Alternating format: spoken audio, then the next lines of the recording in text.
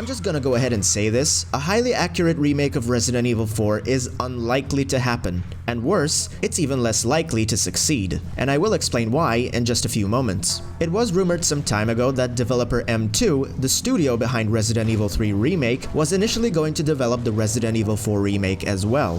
That is until there were some disagreements in regards to the direction the project should take, with M2 wanting to take a drastically more faithful approach this time around, given the mixed reception of Resident Evil 3 Remake. Since then, it has been rumored that Resident Evil 4 Remake is no longer an outsourced project and is now being developed in-house, most likely by the proprietary team R&D Studio Division 1, who developed the Resident Evil 2 Remake. Personally, I think it's in great hands, but I've shared that same optimism for other dev teams for their past accomplishments, and I have been wrong for doing so even just recently, so you can never be sure if it's a home run these days. Let's just say that the uncertainty is the driving force behind today's video.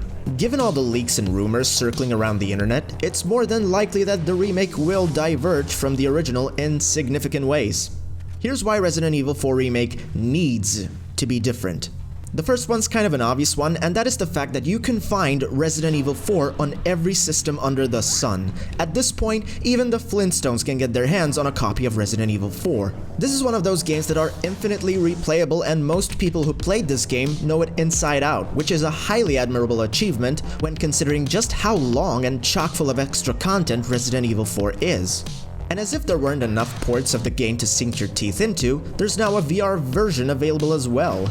That should be more than enough reason to finally pull the plug on it and say, okay, I've spent 500 years playing this damn game, it's time to see something new. But there's also another thing. And this one pertains to the issue of identity. Resident Evil 4 was a game changer in 2005, not just for the franchise but for the gaming industry as a whole, raising the benchmark for all Resident Evil and third-person games in general, and redefining the parameters of what survival horror games could be. It was the first Resident Evil game since the original to do something bold and innovative in an intelligent way, introducing a brand new over-the-shoulder camera system and an aiming system tailor-made to suit the changes. It was the first Resident Evil game that decided the horror should come from the unpredictable monsters or enemies working in groups to try to outsmart the main character instead of the other way around, where in previous games the tactic was to make the characters clunky and slow to make the enemies feel like an actual threat. It was also the first Resident Evil game where aiming deliberately and precisely became part of the resource management and part of the strategy to survive.